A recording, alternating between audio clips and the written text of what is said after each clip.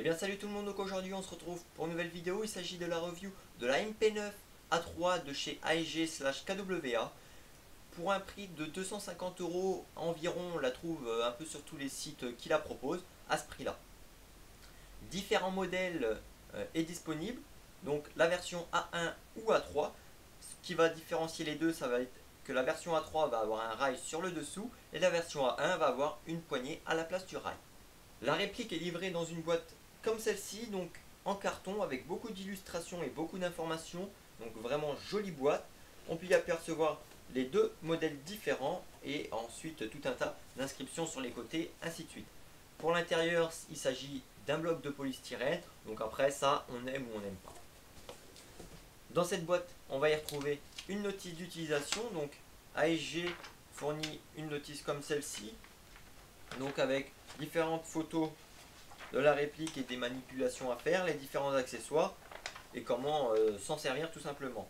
Et les consignes de sécurité. Donc elle n'est pas en français, mais avec les illustrations, c'est très facile à comprendre.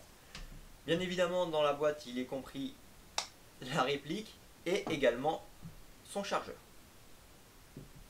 Pour cette réplique, il s'agit du modèle A1 ou A3, il y aura deux coloris disponibles, soit noir, soit tan.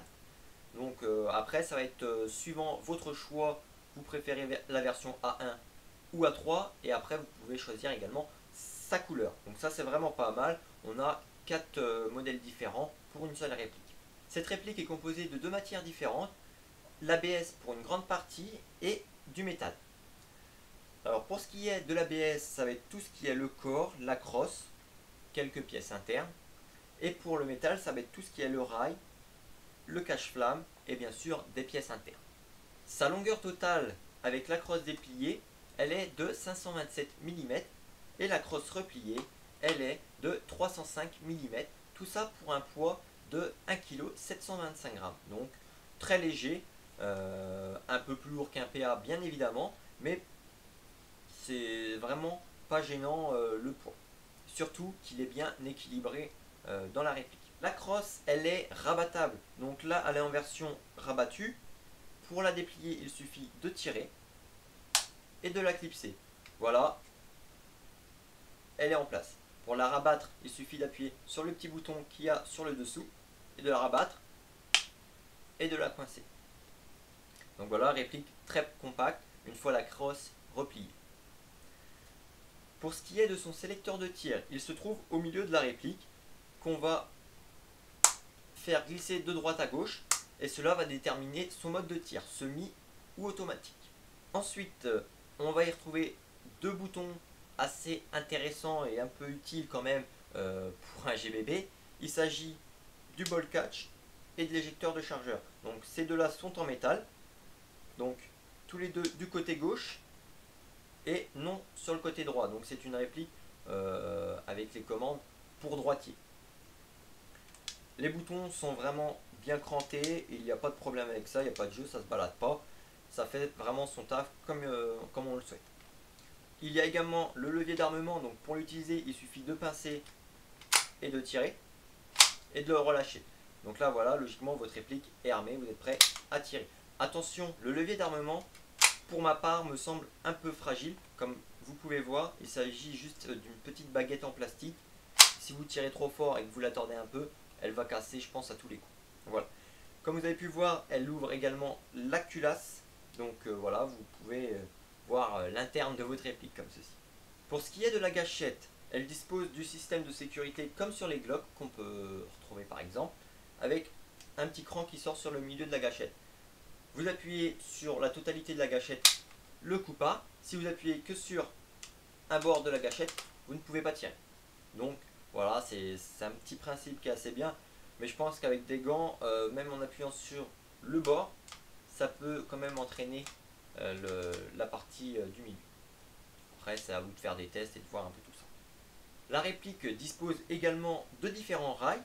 Alors, un sur le dessus pour une optique, un sur le côté droit pour mettre un accessoire. Donc là, attention, suivant la largeur de votre accessoire et du positionnement de votre optique, suivant la largeur, ça peut peut-être gêner. Donc, c'est un petit souci que j'ai pu rencontrer moi. Donc, je ne peux pas tout placer au même niveau. Et sur la version A3, on va y retrouver sur le dessous un rail. Donc là, vous pourrez y mettre une poignée par exemple. Pour ce qui est du cache-flamme, donc elle a un pas de vis assez spécial. Donc pour y rajouter un silencieux, et ça sera des silencieux bien spécifiques au modèle MP9. Vous ne pourrez pas mettre un silencieux par exemple pour M4. Pour ce qui est des mires, donc on a un petit point sur le devant et un petit œilleton sur le derrière qui sont assez bas. On y retrouve également différents marquages sur celle-ci qui est assez réaliste, qui sont peints et non marqués. Donc sur le côté droit, on va y retrouver Swiss Made, Bolt, un petit logo ASG avec calibre 6 mm, et sur la culasse on va y retrouver un numéro de série et également calibre 9 mm x 19, donc pour mettre comme en réalité. Sur l'autre côté on va y retrouver un petit logo Bolt et un petit marquage MP9, donc c'est tout pour les marquages. Cette réplique est annoncée à 1 joule environ, donc soit 328 fps environ. Elle fonctionne à gaz. Pour ce qui est du chargeur, donc il est entièrement en métal. Il pèse un sacré petit poids quand même. Sur le dessous, on va y retrouver la valve de remplissage pour votre gaz. Sur les côtés, des petits marquages pour s'orienter comme en vrai avec le nombre de balles. Bon là, ça ne nous sert pas trop pour nous à l'airsoft. Et sur le devant, on va y retrouver l'emplacement des billes, donc une capacité de 48 billes par chargeur. Et sur le dessous, on va y retrouver un petit évitement pour faciliter l'insert des billes. Alors ce qui est de cette réplique, j'ai pu jouer un petit peu avec, elle est vraiment pas mal, surtout pour du CQB, pour du combat assez rapproché. Elle n'a pas trop de puissance, elle tire assez loin, elle fait un très joli bruit. Donc voilà, ceux qui sont passionnés de GBB et GBBR, c'est vraiment une petite réplique qui peut vous donner le sourire. Moi personnellement, mon avis est très positif sur celle-ci, je l'ai vraiment bien aimé. Le chargeur, sa capacité de gaz, vous pouvez faire au minimum 2 chargeurs avec. Seul petit bémol, je vous conseille d'en racheter plusieurs des chargeurs si vous jouez qu'avec cette réplique là, parce que 48 billes, ça part assez vite, à gaz. Donc voilà, bon après ça a un certain coût quand même les chargeurs, mais pour ceux qui connaissent un peu les GBB et GBBR, vous savez que les chargeurs coûtent un petit peu plus cher que sur des AEG par exemple. Ensuite, moi j'ai vraiment adoré ce modèle là, compact. On peut mettre sa configuration comme on veut dessus, on peut rajouter un silencieux, un accessoire, un deuxième accessoire, une optique, donc ça c'est vraiment bien cool.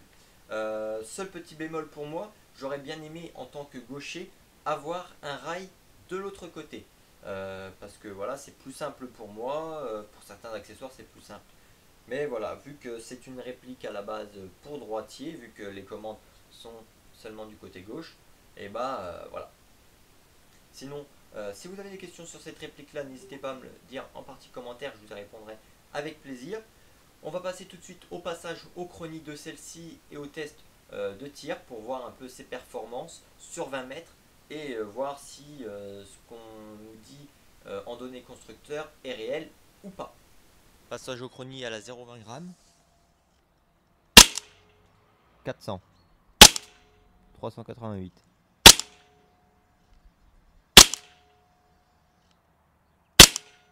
380. 372. 366. Donc on peut apercevoir que là elle tape plus fort ce qu'il est annoncé, donc aux alentours des 370 fps, donc c'est assez fort quand même, contrairement à ce qu'ils nous disent. Voilà, faut savoir que dehors il fait un petit peu frais et que c'était la fin d'une bouteille que j'ai mis dans le chargeur. Voilà. Donc test sur un mannequin, comme ça on va la corpulence d'une personne, on verra ce que ça donne à environ 20 mètres.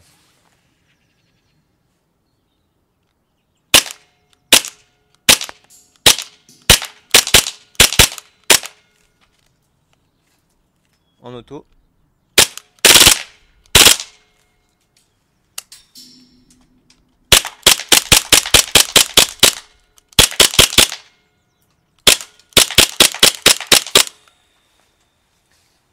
Voilà donc à 20 mètres dans le torse, toutes les billes touchées, que ce soit en auto ou en semi, donc là il n'y a vraiment pas de problème avec ça. pour les courtes distances comme 20 mètres par exemple, 20-30 mètres, ça va être vraiment nickel.